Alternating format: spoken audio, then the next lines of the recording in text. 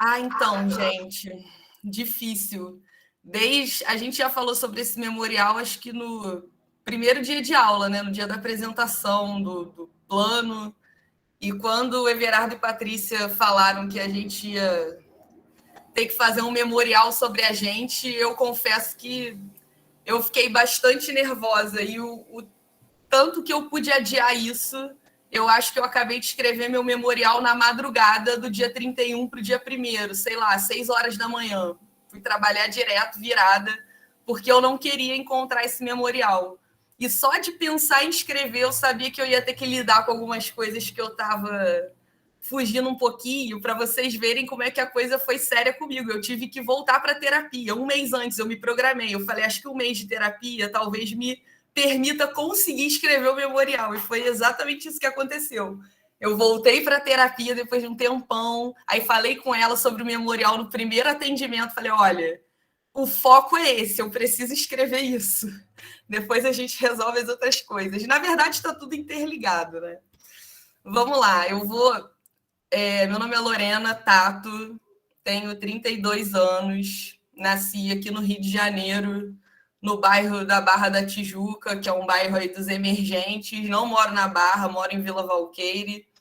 E uma coisa que eu fiquei pensando muito quando eu vi as apresentações, primeiro eu queria dizer que foram apresentações incríveis, a gente conhece as pessoas e muitas vezes a gente não faz ideia do que é a vivência e do que é a experiência e do que é os pormenores e os bastidores da vida de cada um, né? Eu acho que o memorial dá essa possibilidade da gente conseguir ver o outro e enxergar o outro de uma maneira que normalmente a gente não enxerga. E eu fiquei até com um pouco de vergonha, principalmente naquele dia. E olha que para eu ficar com vergonha é muito, muito, muito difícil. Camila, diferente de você, eu sou uma pessoa, timidez, acho que é uma palavra que não existe no meu vocabulário, não existe isso em mim. Só que tem momentos que acontece de eu ficar tímida. E por quê, né? Porque eu percebi que muitas das histórias de vocês envolvem dificuldades financeiras, dificuldades de lidar com questões sensíveis, muito, muito complexas, que foram faladas na semana retrasada, né? E eu fiquei, gente, eu não tenho nenhuma questão relacionada a problemas financeiros. Uma coisa que me marcou muito, gente, desculpa, eu não consigo lembrar o nome de ninguém, eu tenho sérios problemas com isso, meus alunos ficam até chateados.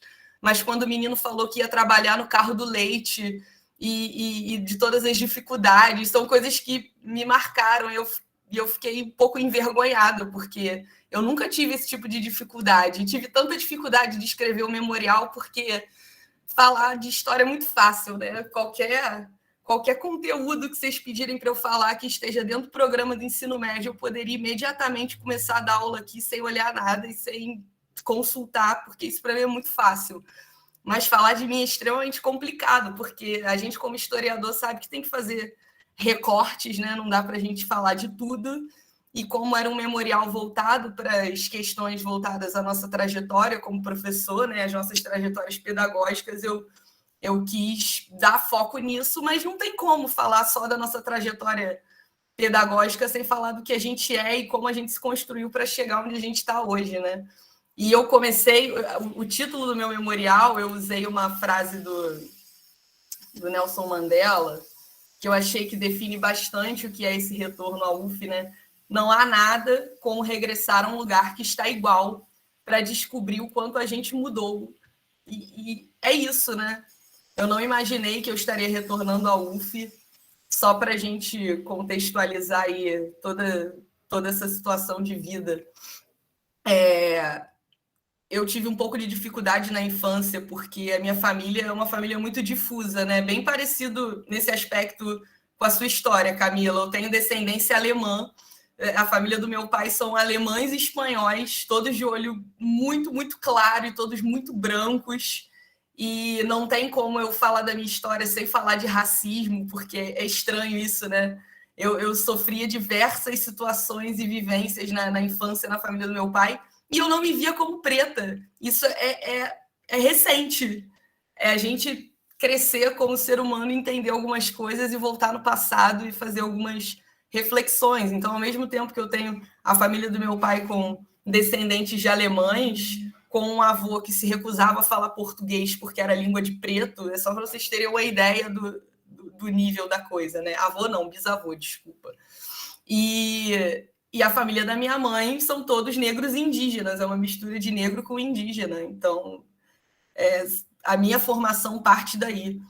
Nunca tive esse sonho de ser professora. Tenho professores na família do meu pai, meu irmão é professor de biologia, meu pai é professor de matemática, meu primo é professor de física. Na família da minha mãe não tem nenhum professor, mas não era uma coisa que me recorria. E ao longo da minha trajetória escolar, né, eu fui para o Pedro II, eu sou aluna do Pedro II, tenho muito o que agradecer, tudo que eu aprendi, né, dentro do colégio. E eu sempre gostei muito de política, eu tinha certeza que eu queria ser jornalista, mas no último ano do vestibular eu fiquei, mas será que jornalismo vai me proporcionar tudo que eu gostaria? Porque eu sempre gostei muito de história, eu sabia que eu ia fazer alguma coisa relacionada a humanas, ou RI, ou jornalismo, ou geografia, ou sociologia. Eu sabia que eu estava transitando ali, não sabia exatamente se seria história, né? E acabei optando por fazer história já no meio do ano. Na época, eu estudava no Pedro II de manhã. À tarde, meu irmão estava internado no hospital, porque ele tinha feito uma bariátrica que tinha dado errado, ficou muitos anos no hospital. E aí eu ia visitar ele, porque ele estava sempre numa situação muito complicada de saúde. E à noite eu ia para fazer pré-vestibular num colégio, que é até o colégio que eu dou aula hoje, né? E era uma rotina extremamente pesada. Meu avô, que pagava meu pré-vestibular, e ficou muito decepcionado quando eu disse que ia fazer história. Meu avô era da FAB, né, da Força Aérea, lutou na Segunda Guerra, veterano lá da Segunda Guerra Mundial.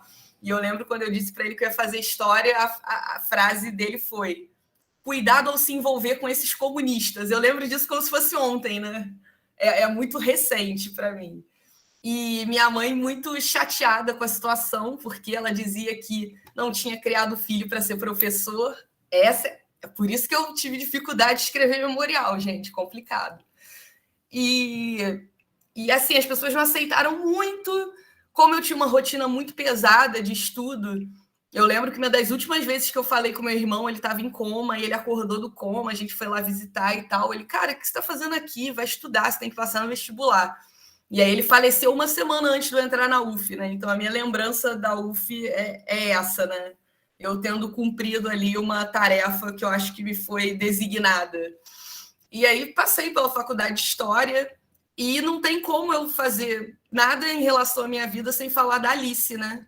Porque eu engravidei da Alice, eu estava no meio do curso, faltavam ainda alguns períodos. Estava no meio mesmo, acho que eu já tinha feito em 6 períodos.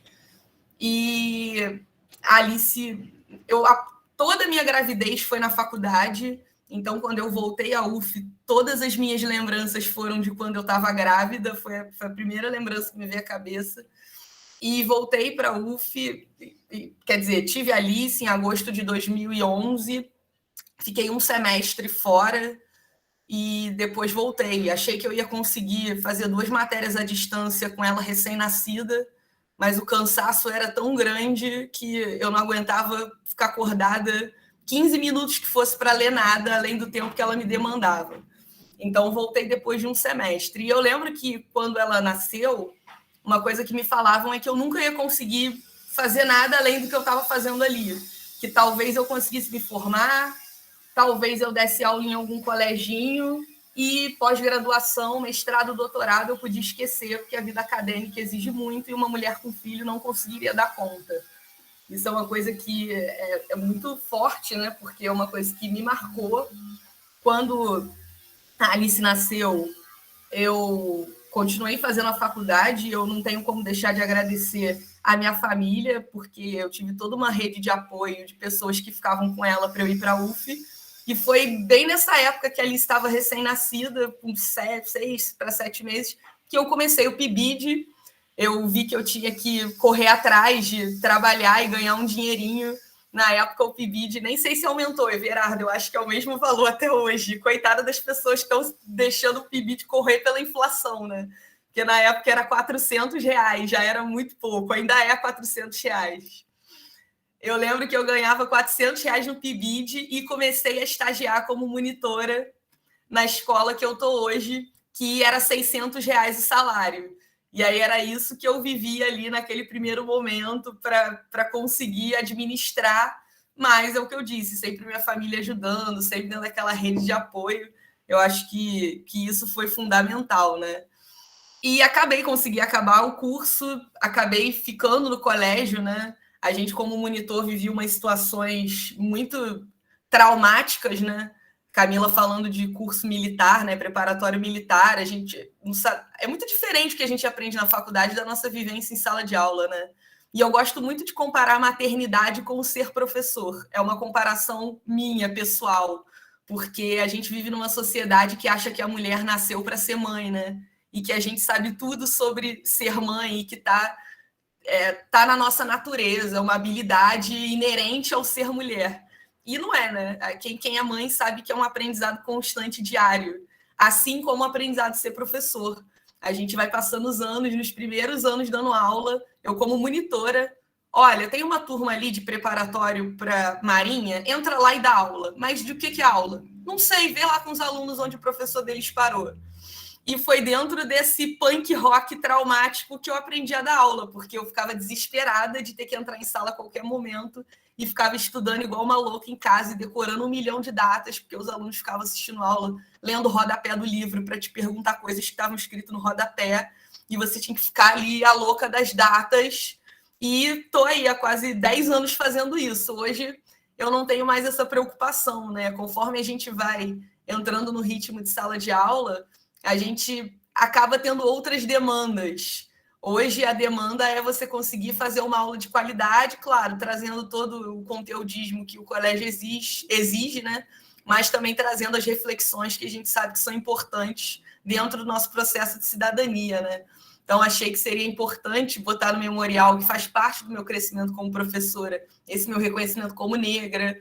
Eu me assumi como candomblessista, que é algo extremamente complicado, mais complicado até do que me assumir como preta, porque a intolerância religiosa é muito grande e a grande maioria dos alunos são evangélicos, então é um pouco complexo, mas tudo casou ali no mesmo contexto, né? Eu voltando para a universidade, fiz a prova do Prof. História um pouco desesperançosa, porque é muita demanda. Eu já falei para vocês que eu também trabalho com eventos além do colégio, e eu tinha um casamento no dia, e aí eu parei de montar a festa para subir para fazer a prova. Foi exatamente isso.